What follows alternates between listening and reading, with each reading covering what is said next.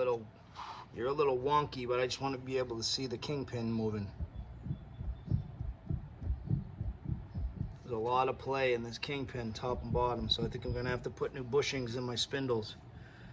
So, at least on the driver's side, which I have them, so I'm gonna have to do that. So that means I'm gonna have to pop off this tie rod end, unbolt, pop out my kingpin, and I'm gonna have to ream those punch those bushings out and put some new bushings in.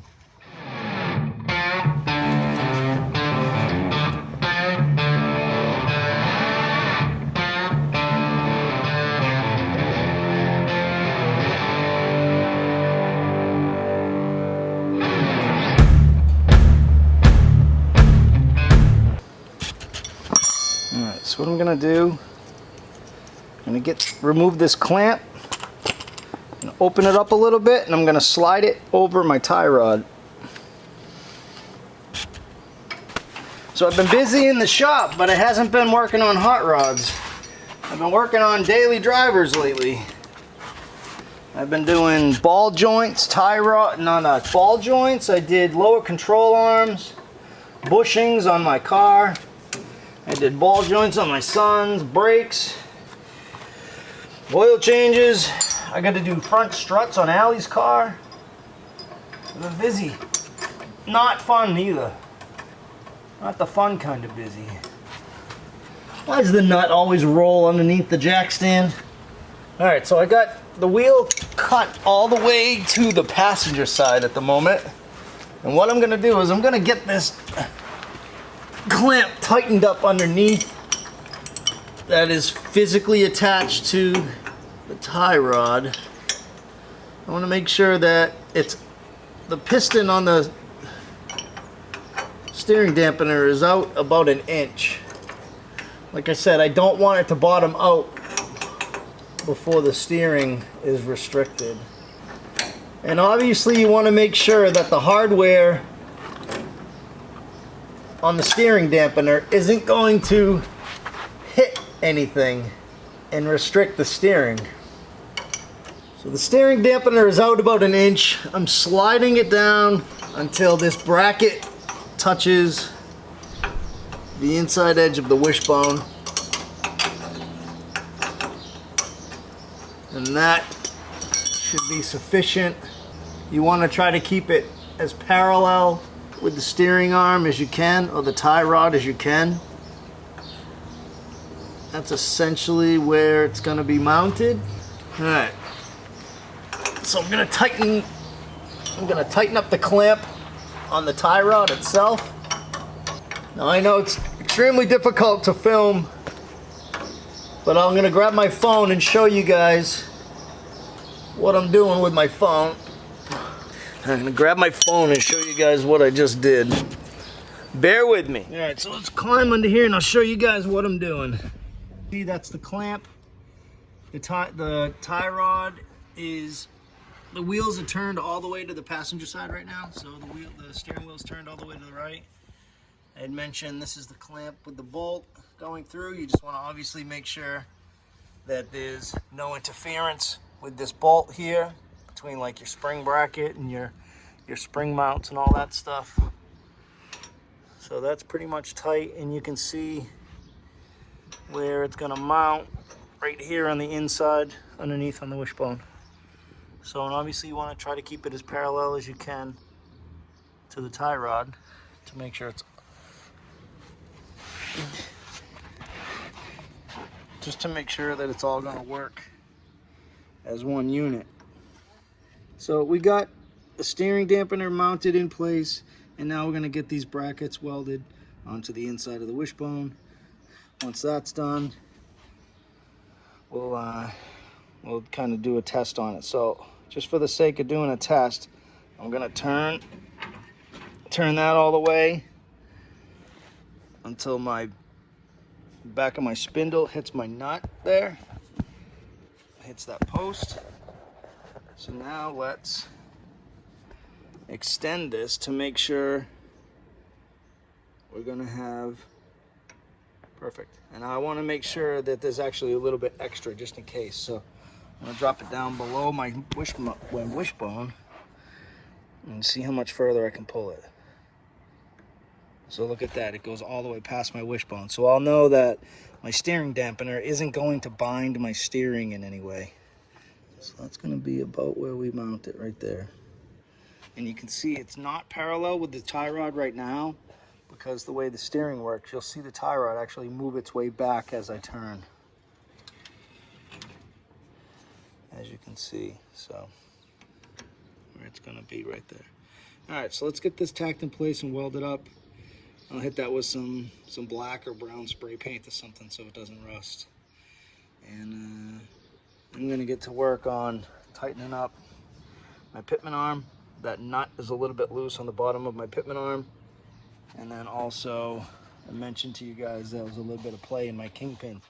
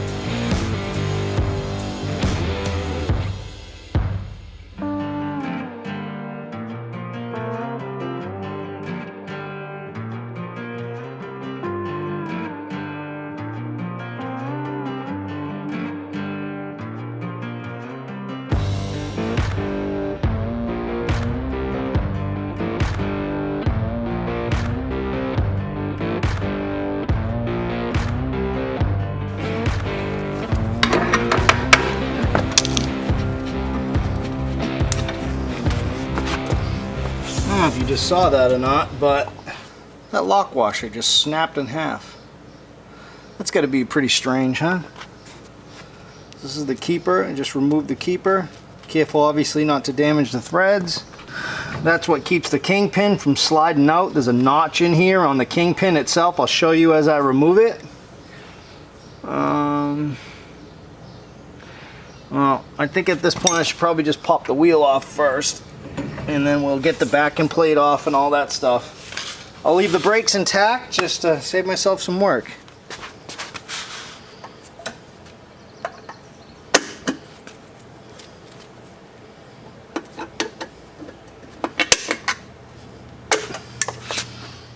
I don't like redoing things. I like doing things once and being done with it, you know? So I really do try to take my time and do things right the first time, so I don't get myself into situations like this. But something clearly is wrong, so I'm going to take it apart like I said and maybe try to shim it first if I can. If not, I'll just re-bush it. It's easy enough, and I have plenty of bushings, so just extra work. But if my girlfriend's going to be driving this, then obviously, or I'll be driving it, I want to make sure it's safe, reliable, you know. So pretty simple. Pop the rim off. There's a cotter pin on the end of the spindle. Remove the cotter pin. Remove the spindle nut. That's what holds the bearings and everything in place with the drum. Slide the drum off. You can see the bearings and everything are inside the drum. A little bit of brake dust. What I'm going to do now is I want to try to avoid having to pull the brake line off and bleeding everything. So I'm going to remove the 4 nuts on the back of the backing plate, which are these 4 bolts here. And I'm going to pop this whole brake assembly off, and I'm going to set it over here on the side of the car, and then that will give me access to the spindle and the kingpin and everything that I need. So in 2 weeks we've got Northeast Vintage Drags coming up, and I know I mentioned it in past videos, but it's been a while and the event's getting closer. give you guys a little bit of info on the race and the event, what our hopes and expectations of the event are, and what you guys can look forward to if you're coming up to the event. So the event is Northeast Vintage Drags.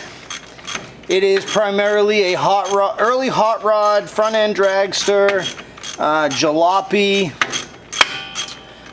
like early customs race. So we're really trying to stick with a 50s era. We got a blend of 40s to probably like early 60s style hot rods and customs and dragsters, like I said. There's no restriction as far as body style. We've got speedsters coming, we've got pickups, sedans, like I said, customs, roadsters, coupes, just kind of a little bit of everything. And at this point now, we've got about 100 cars, which if you've been to any of the other events that we've put on in the past, the Tornadoes Car Club, we've never had that many cars. And the reason why we have so many cars is because we chose to add early overhead valve powered cars, and that was kind of the difference in car submissions, because the other event that we did, Pine Tree Jamboree, as you guys know, I've done a lot of footage and filming and kind of helped put that event on the map, so to speak. That's a flathead only race, and we're no longer associated with that event. I've tried to make that clear in the past. A little bit of a falling out with a particular gentleman that now runs the event. Things were handled in a poor way, a poor fashion, let's call it. And we opted to not be a part of that event anymore.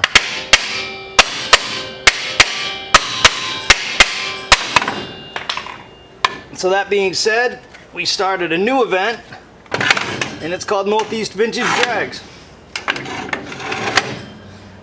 And that event is coming up in 2 weeks. I'm gonna get some of the grease off of this, so I'm not worrying about getting it all over me. So that event's coming up in 2 weeks, and the event is gonna be held at Oxford Plains Dragway. That's in Oxford, Maine. Look, you can see this. Oh, you can't. That track is in Oxford, Maine, and the track's kind of got a lot going on for it, you know. It's got great camping amenities, and it's not a campground.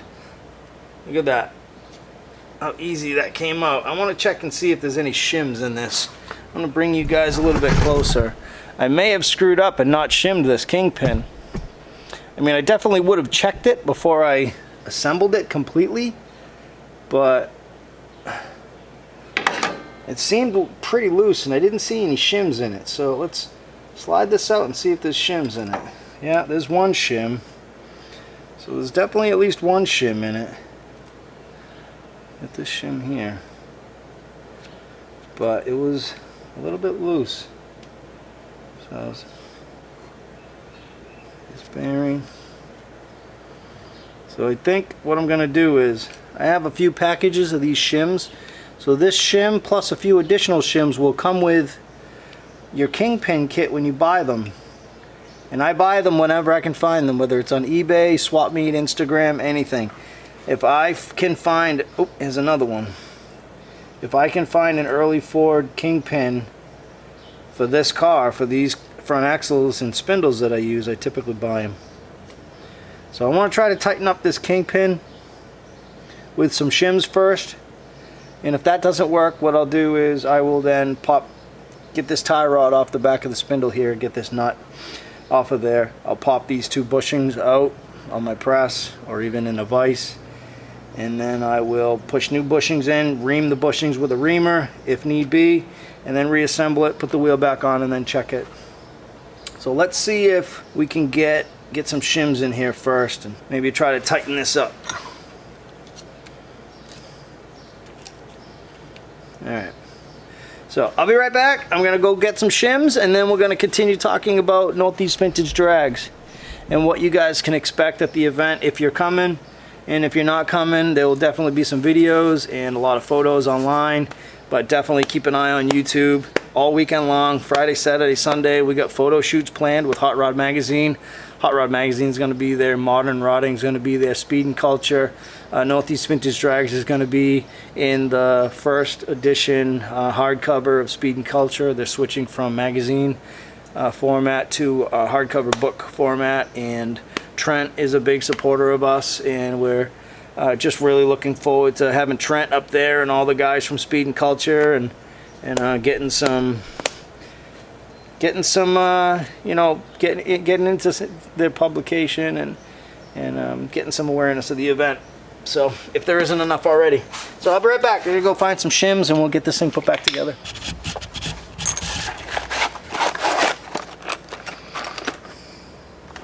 Now I want to show you guys, every time I go to a swap meet or any type of place, if I'm picking in an old garage, I always look for boxes about this size, about 6-7 inches, you know, an inch or two tall and 3 inches or so wide, because in anything that says chassis parts or suspension, not always, but sometimes we'll have contents like this. These are all NOS bushings. These are all kingpin bushings. Remember that keeper, that stopper nut that I pulled off? Here's one. Here's another one. There's another. There's 2, 3, 4 more in the box. You got your dust washers. And most importantly in this kit, what I just mentioned to you guys is shims. There's a whole stack of shims in here. So I'm going to be using these shims to try to tighten up this front axle, this kingpin. Like I said earlier, the driver's side's loose, but the passenger side's still nice and tight, which I think is kind of strange. I don't exactly know why that happened, but it did. So I'm going to try to tighten it up with these shims first. I got a steel wool here. A little bit of rust on these because they're old, as you can see. I'm try to get these cleaned up with some steel wool. Just rub them on the steel wool. And then I'm going to try to get this re-shimmed with some additional shims. And then put it back together, tighten up slide that kingpin in and see if there's a lot of play. If there is, and I'll end up rebushing it. It is what it is. That's the way it goes working on these old hot rods, you know. Move you guys down so you can see what I'm doing. You see this here? Yeah.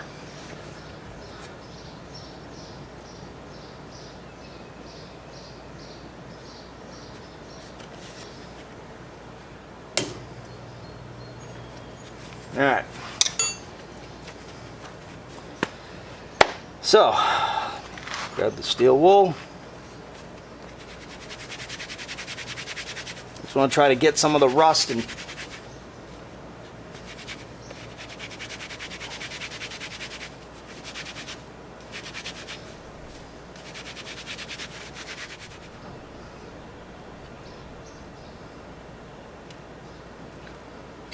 I don't think we're going to need 4. I think 3 is going to be the max.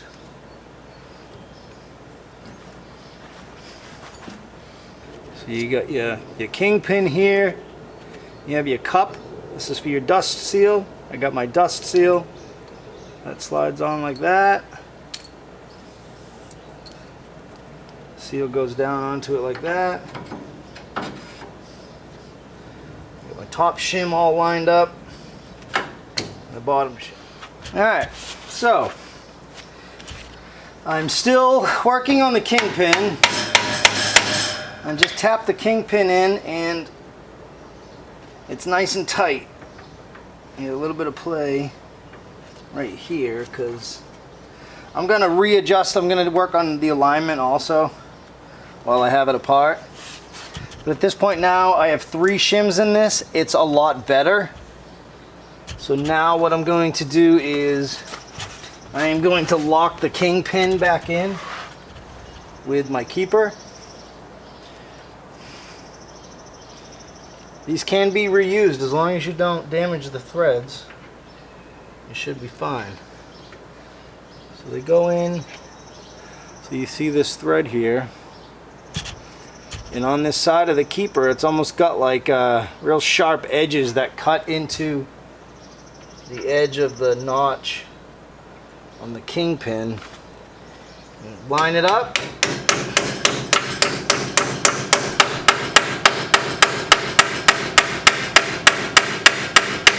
Tap it in so it's flush with the front of the axle. What that keyway does is it keeps the kingpin from rotating, and there's a notch in it and it keeps it from popping out. You want to take your nut. Oh, wait a minute. I need a lock washer because my other one broke. So I'm going to steal one of these from this kit. Tighten that up.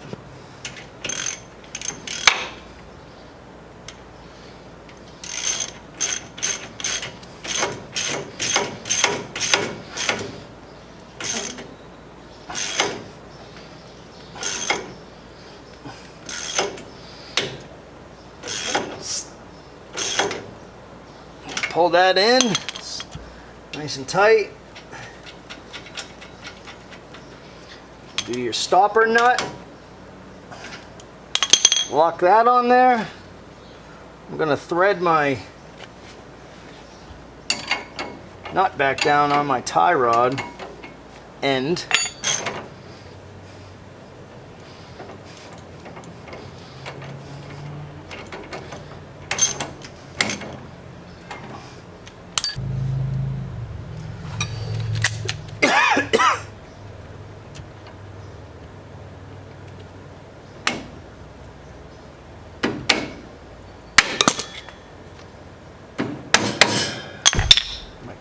Cotter pin back on.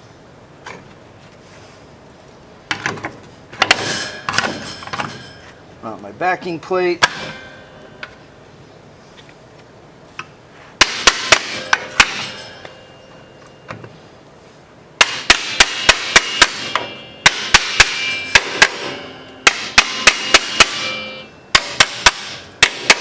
My 4 backing plate bolts. So if you're ever out picking and you see bolts that look like that, they're square. These are for your backing plates. Now a lot of people run grease cups. I don't really drive the car enough to, I don't think, to need them.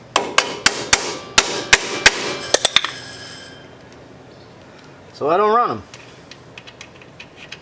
So the edge of that nut rides on the edge of the raised surface on the spindle, on that shoulder. And it keeps them from turning.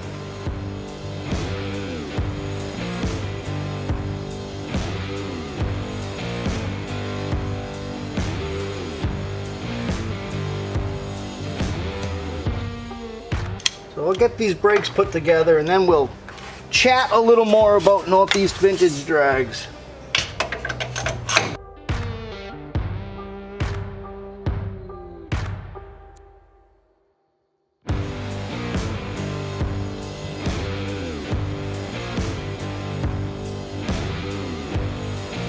Let me get this pop back on. The clip for the brake shoe fell off.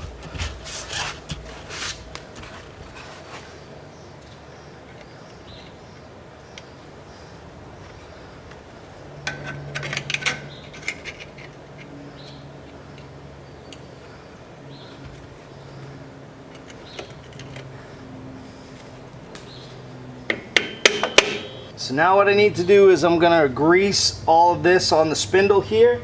That is going to be for my bearings on my hub, which just fell out of the hub. Right back, I'm going to grab some grease. This little box of kingpin parts away. Grab some grease, and I'll get this all greased up and the wheel put back on. I'm sure you guys have all seen this. One of these. This is just a grease gun. Get some grease pumped in here into the bearings. Now the bearings are obviously already all greased and they're packed and everything else, but I'm just adding some extra grease while it's apart. So you have your bearing and then you have this washer with a keyway. That's a keyed washer. So again, it's so it won't rotate. That slides on there like that.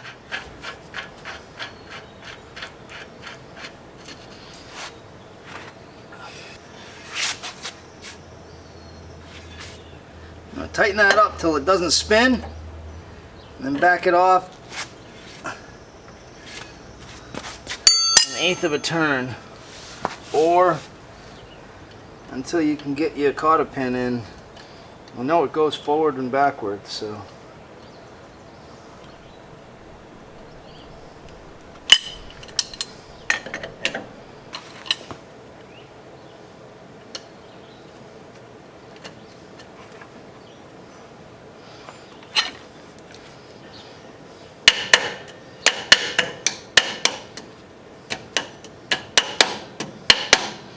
Everything's a hammer, as we all know. Alright, let's get the wheel mounted up. I've never been to any type of car show with this car before, and I went to a local cruise-in the other night, Allie and I, and a friend of mine invited me down. He's a pretty cool guy, not far away from me. He actually grew up with my dad. My grandmother took him in as a young boy, and he's big into Harley Davidsons and early cars, and called me up, invited me down to the little cruising that he was going down to, and I took a ride down and met him there. You know, no one had ever really seen the car locally. You know, a lot of people don't follow the YouTube, so yeah, a lot of questions and people telling me what I should have done different and how I should do things this way and that way. I get a kick out of those people. Telling everybody what they did wrong on their cars when they themselves don't even have a car at the show, nor do they have a car, period. Telling me my frame was gonna crack and yeah, all types of stuff. But anyways, the wheels are 16-inch 35 Ford wire wheels, 4 inches wide. I had them sandblasted and powder coated black. Nice and tight now. That makes me feel better. It just needed a shim.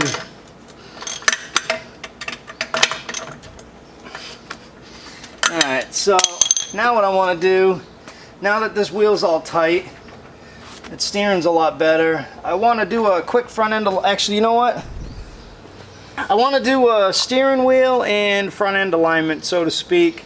It kind of bothers me, the steering wheel is just a little bit crooked when I'm driving, so I want to straighten out that steering wheel. So we'll go get that steering wheel straightened out first, and then we'll get this tie rod adjusted, or the drag link actually is what I got to adjust, not the tie rod. But to get that drag link adjusted to get the wheels straight with the steering wheel. And I'll tighten that up. I won't put the cap on yet. I'll tighten that up once the wheel's on the ground. As you can see, that's straight right there. And if you look at the tire, it looks to me that the tire's pointing to the left a little bit. So what we need to do is go around this side. This here is my drag link. I need to shorten my drag link a little bit to get the wheels to go to the passenger side. So I'm going to grab a wrench.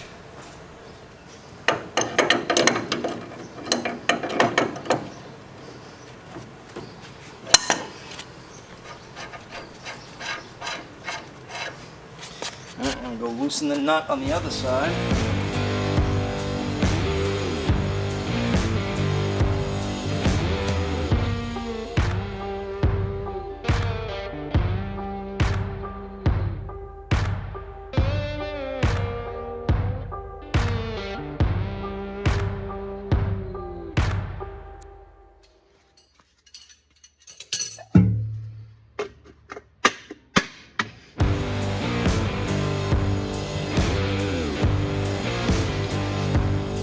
Alright, so what I ended up just doing was I ended up shortening the length of the drag link, which took the back side of the passenger wheel, brought the back edge of the passenger wheel towards the frame, so that essentially it's making the car turn right, but that's where I wanted the steering wheel.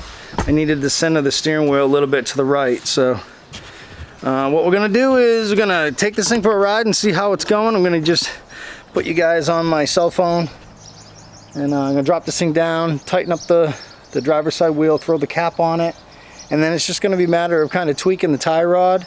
I'd never actually done an alignment on this car, but I think I got it pretty close, just measuring it with a tape measure and kind of eyeballing it. And just going to take it for a ride, see how it goes. Allie's van, that's the 30. Allie's Jeep. We're car people.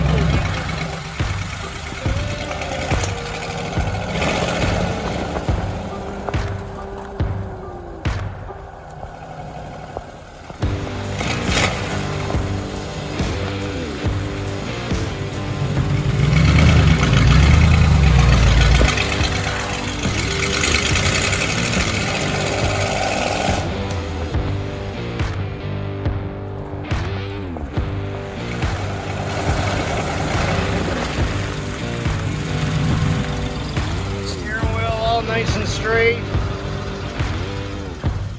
Doing good.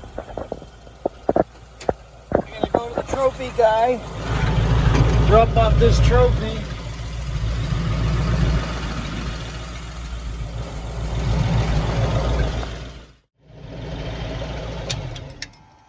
That's the last trophy that I was hunting down and looking for something cool for Northeast Vintage Drags. So Northeast Vintage Drags, Memorial Day weekend. I think you guys know that. Again, I know I haven't talked about it a ton. Let me get the dogs and put them in the house. They'll be barking the whole time.